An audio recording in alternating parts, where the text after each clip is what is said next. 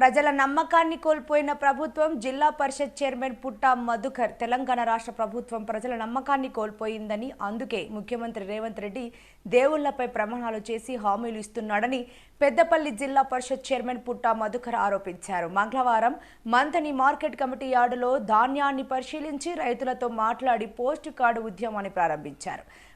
ఈ సందర్భంగా ఆయన మాట్లాడుతూ కాంగ్రెస్ ప్రభుత్వం ప్రజల నమ్మకాన్ని పూర్తిగా కోల్పోయిందని, దీన్ని ముఖ్యమంత్రి రేవంత్ రెడ్డి గుర్తించి ఓట్ల కోసం చివరికి దేవుళ్లపై ప్రమాణాలు చేసే హామీలు ఇస్తున్నారని ఆయన వాపోయారు. ఈ కార్యక్రమంలో బీఆర్ఎస్ పార్లమెంటు ఎన్నికల మంథని నియోజకవర్గ ఇన్ఛార్జ్ ఓరుగంటి వెంకట రమణారావు, బీఆర్ఎస్ నాయకులు మాదాడి శ్రీనివాసరెడ్డి, తగరం శంకర్లాల్, గట్టయ్య, విజయ్ కుమార్, కొండ రవీందర్, లక్ష్మణ్తో పాటు తదితరులు పాల్గొన్నారు. ఇంకొక గిన్నీస్ బుక్ రికార్డు కోసం ప్రయత్నం చేస్తూ ఉన్నాడు రేవంత్ రెడ్డి గారు. ఈ దేశంలో ఇప్పటి వరకు ముఖ్యమంత్రులు దేవుని మీద ఒట్టుపెట్టి నేను మీ హామీలు చేస్తాను వాళ్ళు ఎవ్వరిని కూడా చూడలే. ఇది ఒక రికార్డు కాబోతా ఉన్నది. నిజంగా దేవుని మీద ఒట్టు నేను మీ హామీలను గ్యారంటీలను అమలు చేస్తా, రైతు రుణమాఫీ చేస్తా అన్న వాళ్ళని ఎవ్వరిని చూడలేదు. ఇదొక రికార్డు స్థాయి ఒక అబద్ధంగా లేకపోతే రికార్డు స్థాయి మోసంగా నేను భావిస్తూ ఉన్నాను. దౌర్భాగ్యం కూడా. ప్రజాస్వామ్య దేశంలో ముఖ్యమంత్రి అంటే ఆయన మాట బయటికి వెళ్తే అది జీవోగా, అది చట్టంగా, శాసనంగా మనం అనుకున్నాం ఈ దేశంలో, రాజ్యాంగంలో.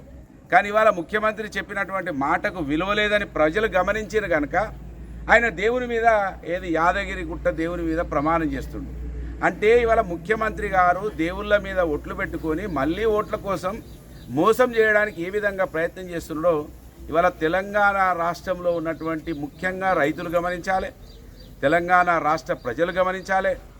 కాంగ్రెస్ ప్రభుత్వం వస్తే మార్పు వస్తుందని జెండాలు పట్టుకొని భుజాన వేసుకొని తిరిగినటువంటి అనేక మంది మేధావులు ఇవాళ ఆలోచించాలి.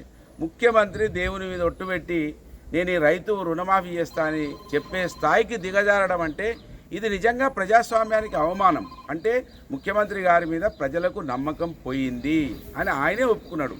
కనుక ఇది గమనించాలని కోరుతూ 500 ఏదైతే రైతుకు బోనస్ ఇస్తా అన్నారో అది ఇవ్వాలి. ఇప్పటి వరకు కూడా దాని మీద ఏమీ ఎవ్వరూ దరఖాస్తులు ఇవ్వలేదు. అది ఆటోమేటిక్గా యాడ్ కావాలి, అయితలేదు. 1500 రైతు బంధు రాలేదు, అది కూడా 4 ఎకరాల వరకు కొంతమందికి వచ్చి ఆగిపోయింది.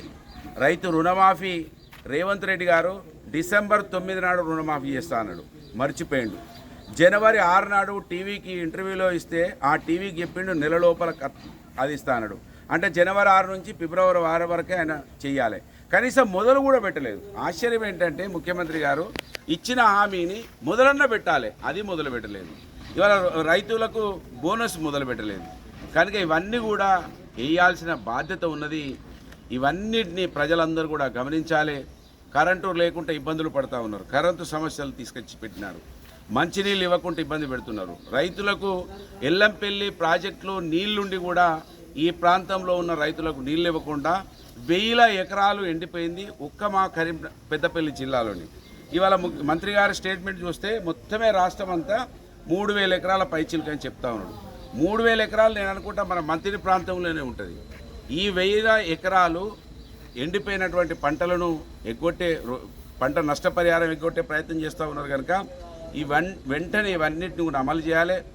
మళ్ళీ ఎంపీ ఎన్నికలలో ఓట్ల కోసం ఏదైతే దిగజారి మాట్లాడుతూ ఉన్నారో కాంగ్రెస్ పార్టీ వాళ్ళు, నిజంగా ప్రజలు అర్థం చేసుకోవాలి, రైతులు అర్థం చేసుకోవాలి.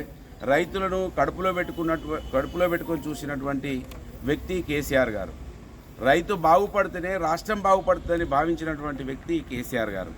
రైతులకు ఎలాంటి ఇబ్బందులు లేకుండా కరెంట్ ఇచ్చి, నీళ్ళు ఇచ్చి, పెట్టుబడి ఇచ్చి వాళ్ళను మంచిగా చూసుకున్నటువంటి వ్యక్తి కేసీఆర్ గారు.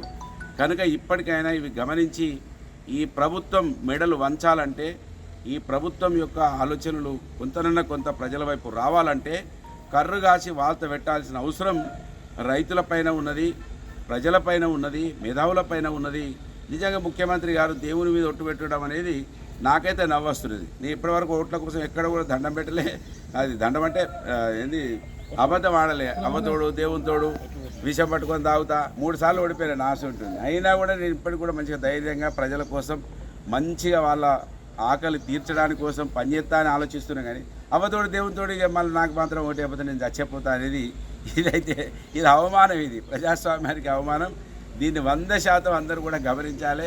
ఇది దౌర్భాగ్యమని ఏదైతే మేము ఇవాళ మా కేసీఆర్ గారి పిలుపు మన హరీష్ రావు గారి ఈ ప్రతిపాదనను ఆమోదిస్తూ మంత్రి నియోజకవర్గం నుంచి కూడా పోస్ట్ కార్డు ఉద్యమాన్ని చేపడతా ఉన్నాం. జై